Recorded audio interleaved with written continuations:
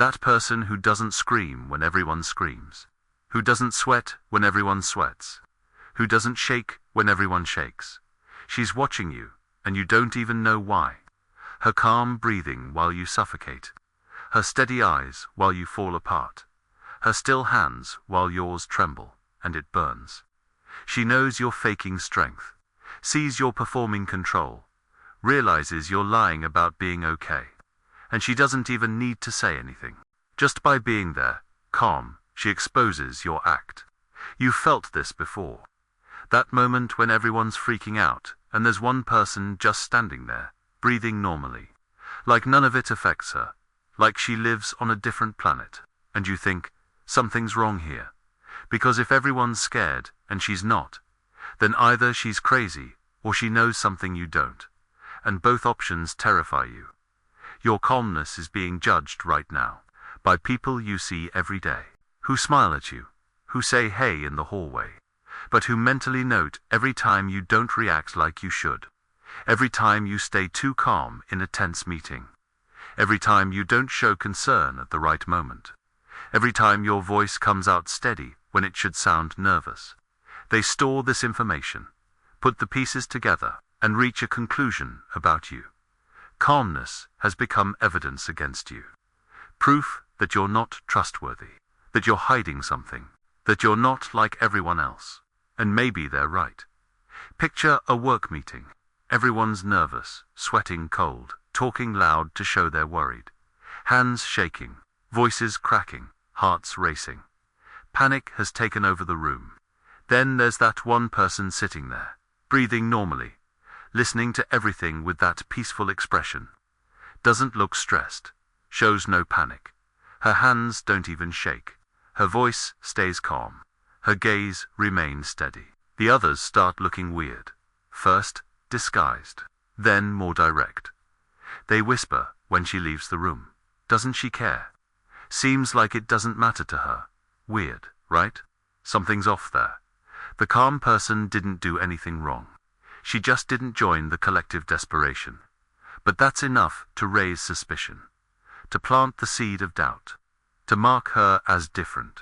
And different always scares people. That sick feeling in your stomach when someone doesn't react like they should. The lump in your throat when you realize you're more nervous than the person next to you. The weight on your chest, knowing you might be overreacting. The silent rage of someone who feels exposed. It's like the calm person is a living lie detector. She doesn't need to say anything. Just by existing there, peaceful, she exposes all the acting around her. All the theater of suffering, all the performance of worry. And it hurts. Hurts because it shows you might not need to suffer so much. That maybe your anxiety is a choice. That maybe your panic is unnecessary. And that possibility burns inside. Calmness exposes our lack of control. It works like a mirror nobody wants to see. Because if there are calm people in the middle of chaos, then maybe the chaos isn't that big. And that cuts deep.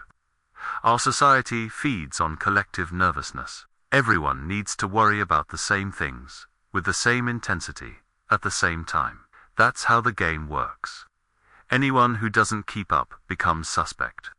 Think about how many times you've felt forced to show concern. To frown when everyone frowns. To sigh when everyone sighs. To complain when everyone complains. Because if you don't do that, if you stay too calm, others start thinking things. Why isn't she stressed? Does she know something we don't? Or does she just not care? And then the theories start. Maybe she's cold. Maybe she's calculating. Maybe she's faking. Maybe she's a psychopath. Anything except accepting that she can simply stay calm. The calm person breaks this silent agreement. She shows you can live without panicking. And that hurts because it exposes that others chose desperation, chose to join the circus, chose to play the role of victims of the situation. That's why calmness bothers people so much.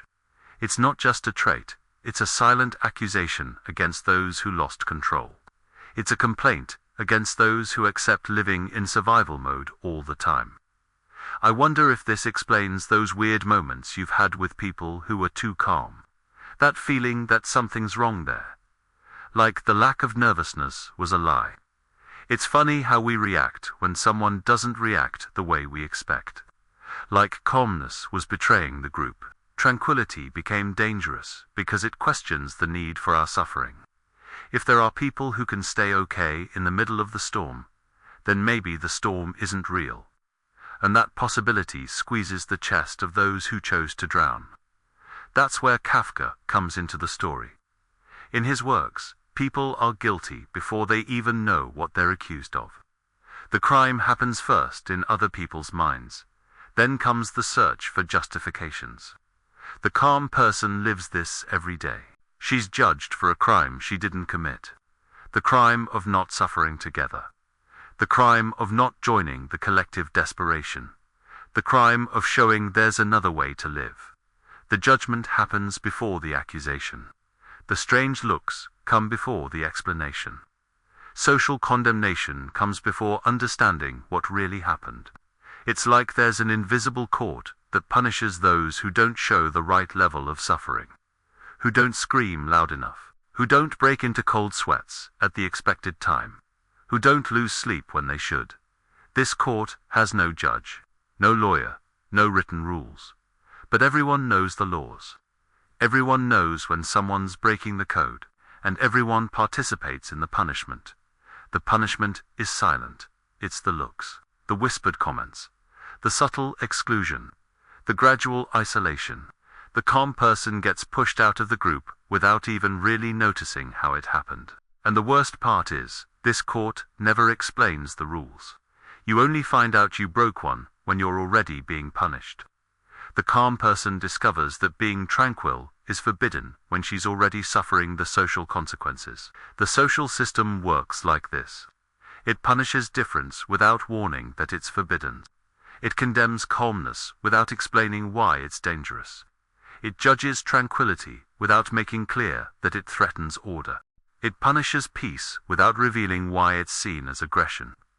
The calm person becomes guilty of a crime she didn't know existed. The crime of not participating in the collective theater of suffering.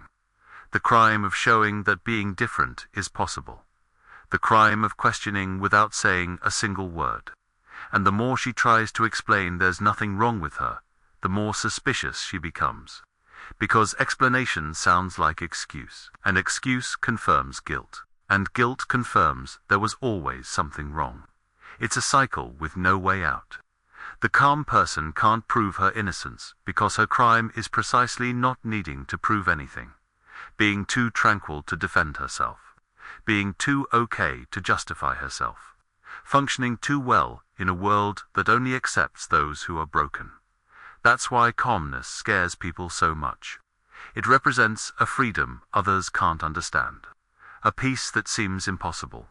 A control that seems fake. A strength that seems like a lie. But what if it's not a lie? What if calmness really hides something nobody's prepared to discover?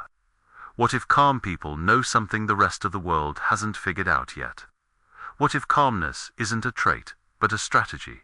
Not a way of being, but a way of hiding. Not peace, but preparation for something much bigger. And maybe it really is fake. Maybe all this tranquility hides something much darker. Something calm people don't want you to discover. Something they keep deep down, protected by this cloak of serenity. Because if you look closely, the calmest people are also the most unpredictable. The ones who explain themselves least, who defend themselves least, as if they knew they didn't need to, as if they had something much bigger in their hands. But that's a story for another time. For now, the question that won't leave your head remains. If calmness bothers people so much, what does it really hide? And why are the most tranquil people also the most mysterious?